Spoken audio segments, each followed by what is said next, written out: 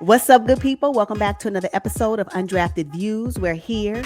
We talk sports from the sidelines. And today we're going to talk about the Miami Heat and what's going on in their season so far. Let's get into it. The Miami Heat are currently 5-1 and are leading their division. They seem to be clicking on all cylinders right now. But are they the team to beat in the Eastern Conference? I want to say yes among the other three teams that are also 5-1. Okay. Now, I will say that the Miami Heat, for me, appears to be set up. Their roster, their balance in offense and defense gives me the hope they can compete longer in the season, right? And so I think that although they are one of four teams that have a 5-1 record, their hopes of making it deeper into the season with still being a top 6 seed for me is more likely than the other three teams at the same ranking as they are right now. So yeah. Okay. And the three teams that I'm talking about, where the Miami Heat has the same record of 5-1, would be the Knicks, the Bulls, and the Wizards. So those teams right now seem to be 1-1. Now, granted, you can look at those teams and who they've played, but guess what? So has the Heat. They've Mm-hmm. played about one team each that are currently ranking 1 through 6.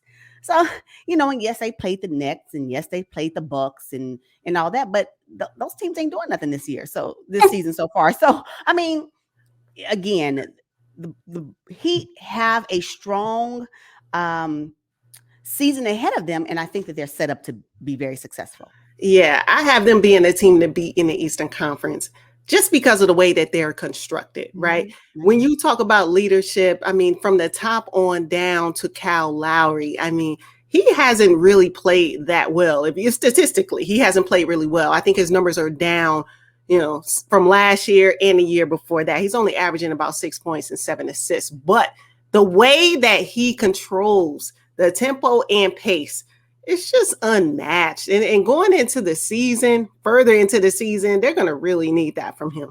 Yeah, you know what? It's important to know that points matter, right? We know that, right? Mhm. Everybody needs to put up some points. But when you have special skills like Kyle Lowry, like PJ Tucker, because Yeah. PJ Tucker can play over 20 something minutes and have 0 points, but his Hmm.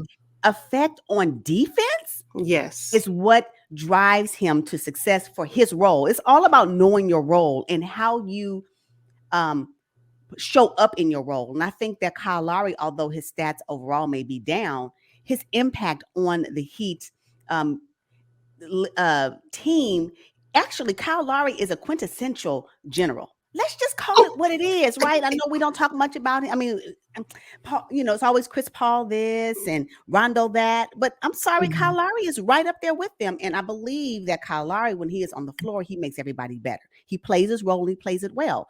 It's about knowing what your position is, thriving in your position. And I Mhm. believe that Kyle Lowry is one of those pieces. And also PJ Tucker, because if we're talking about points, you can take him off the board.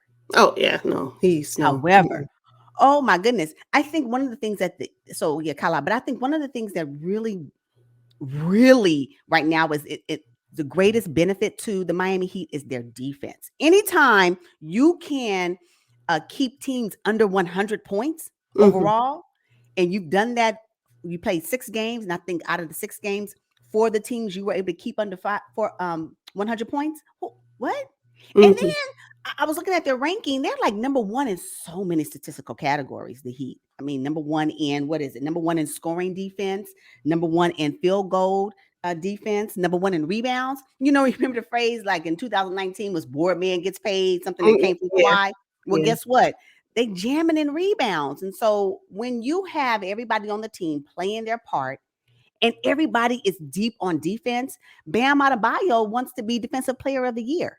Like Mhm. that's what he's aspiring to be this season. What more can you ask for? So if they continue their defensive run, they're going to continue to be very competitive as the season progresses, and they'll continue to be in the top 6 by the time the Mhm. regular season is over. So yeah, the Heat is Yeah. is the thing to beat. I agree. Yeah, Bam Adebayo's right now he's averaging 20 points and 14 rebounds with 11 rebounds on the defensive end. I mean, he's just cleaning up the boards. When That's what you I'm have telling that, you. like, yeah. What are we saying? Mm-hmm. What are we saying? So, Mm-hmm. and this is the thing about it. So we know that they are very progressive on defense. But can I say everybody on that team can almost shoot us at PJ Tucker? Like, can we just Well, say well, no, Duncan Robinson is having a slump right now. he's still shooting He's the ball though? Look, yeah, you got but Tyler Hero coming in from the back. What I'm saying is that everybody will have a slump. I'm not looking for perfection. What I'm looking for is consistency. At least he put points on the board. Now, can he mm-hmm, do better? Of course. But when you have Tyler Hero coming off the bench, that can mm-hmm, give you about 20. Then it almost like it supplements where the deficiency is with Duncan Robinson. Keep the season going. We're talking about a team right now that is running on all cylinders. We can't say that for the other top tier teams.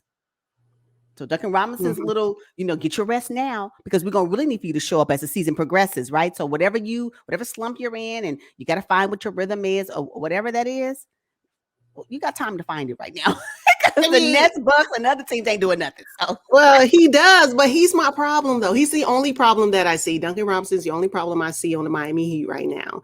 He just signed that big max deal, 5 years and 90 million. I was surprised the Heat went there with him for that type of longevity. But 9 points and 4 rebounds, that's just not going to cut it, though. It's I'm not not going to worried. cut it. Now, Tyler Hero, yes, he's their number 2 scorer, surprisingly, behind Jimmy Butler. 22.6 rebounds, 4 assists, averaging 30 minutes a game. What? This Yeah. is a new improved Tyler Hero, and I love what I'm seeing from him. Yeah, absolutely. Sixth man of the year and for sure in the running. Mm-hmm, Has to mm-hmm. be. I mean, he's gonna be right up there with Montrezl Harrell, but Oh, we'll yeah. see as the season continues to go, right? Mm-hmm, But Duncan Robinson, for some reason, yes, he can be better, absolutely. But for some reason, right now, I'm not worried about it. Right now, because mm-hmm. I think that the teams that they have been up against, he's still better than most. So right now, I'm not too worried about Duncan Robinson. Now let's talk about him mid-season, because if he's still where he is right now, mid-season, then that may be a concern because some of these other teams that are not performing so well will start to perform well, and Oh, then yeah. it really may have a negative impact on the Heat overall. But right now, I'm not really worried about it. Right Mm-hmm. And come on, let's just be real. They're only 6 games into the season. But yeah, he's the only problem I see right now, especially when his particular defense now. is subpar. His shot is what got him paid. I mean, when the thing with Duncan Robinson, and we saw it a little bit in the playoffs in the bubble, I believe it was, when he's not shooting well, the rest of his game sucks too. Right now, he's shooting 27% from three versus 40% from the year prior. He's even missing his free throws. He's down to 66% versus 82% Yeah, last yeah. season. So for him, once he gets it going, he's going to be solid. But right now, I think he is struggling, but it's early. So I'm not worried about him either. But he could be a problem if he doesn't pick it up. Yeah. Another thing that's really impressive for me regarding the Heat is that when they get to the free throw line, aside from Duncan Robinson, when they get to that free throw line, guaranteed bucket. It's like if Yeah. you're not gonna do nothing else. For me, this is it. Yes, I want your shot to go in when you're in the play of the game. But if you get a foul and you make it to that stripe, if you don't do nothing else, you better knock down that free throw. If you don't do Mhm, nothing else, mhm, mhm. can you please at least knock down your free throws? And so when the Heat is able to now be really superior at the free throw line, Yeah. They're unstoppable. it's like, Mhm. so yes, I, the Heat is doing it this right now this season. 6 games in, I get it as we speak, and we're hopeful that the other teams that supposed to be up there with them will start performing, but they're rocking right now. And so yeah, and it's so funny because even though that one loss that they had against Indiana, they lost against Indiana. I don't believe Kyle Lowry played in that game. Nah, and that was a fluke because Indiana has not been playing well. Right, right, right. But what I'm saying is that I think Kyle Lowry, although he's needed on the floor for a particular reason. Yeah. And so Mhm. I'm not saying that's the reason why they lost because he didn't play, but I'm saying he has a positive impact on their game when he's in the game and when he's playing, even though he may not be. You know nothing about Kyle Lowry.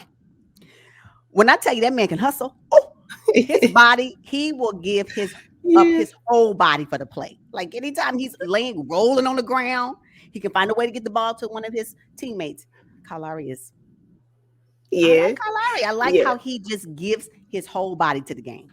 He does. Talk about sacrifice. And that's what Heat culture is all about.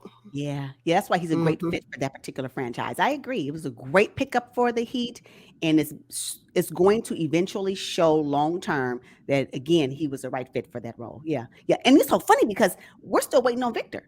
We're Victor Oladipo. Oh. No, I know, I know. Ooh, Ooh, I'm Victor. sorry. I'm sorry, Vic, because I don't think they need you, boo. Ooh, that's what I'm saying. Come this season. Oh no. All right, so let's talk a little bit about Markieff Morris. Another one that fits extremely well into Heat culture, tough on defense. Not gonna shoot the lights out, but he has an impact on the game. I mean, this recent game he played where he had to sub in early because Demon Yeah, had Dwayne Damage. yeah, Mm-hmm. Dwayne Demon had 2 fouls at the top of the game, like in like the first maybe 10 minutes of the game, and they had to substitute and put Markieff Morris in. He knocked out like 8 points in like what less than 5 minutes or whatever because his three ball was hitting at the time when he Mm-hmm. first got into the game. So again, when you know your role and you come in and your role is shows up and your performance reflects that, it is positive. And so for him to, come from the Lakers, whatever that was, got his little ring, and that's great, good. But to be here and to be able to contribute to the Heat, they happen to win the Eastern, conference, and then go off to the finals. I just think it'd be really good for them. I don't know. I'm Yeah. glad that he's a part of this team. Markieff Morris is a part of this team at this time. I'm just glad. Yeah. Okay. Yeah, I like this group of guys. Seem like they get along well on and off the court. They're sure making Eric Spoelstra look good right now. And again, I'm going to say, and I know I said it in previous videos, there is something about the preseason that these other teams, players may want to consider because this group played in the preseason. So that means they Mm-hmm. were ready for the regular season. So I know you don't want to, I know some of these elite players don't want to play in the preseason because they don't want to get hurt. But when you're trying to build camaraderie and chemistry, sometimes you may want to start it in the preseason.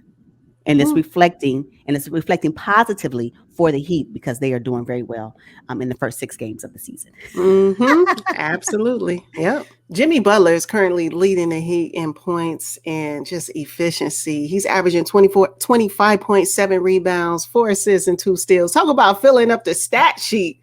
Oh my God. Talking about being the engine that could on the Heat, like Jimmy Butler is that man. Okay, let's just say this. He is able to be so successful in his role that he can do that without the three ball. Yeah. Yeah. Yeah. Yes, he may shoot 1 or 2. I think so far he may have shot 4 3-pointers this season so far, but his power is in his 2-point game. So not everybody has to have this outstanding three ball, and not everybody needs to shoot from the perimeter.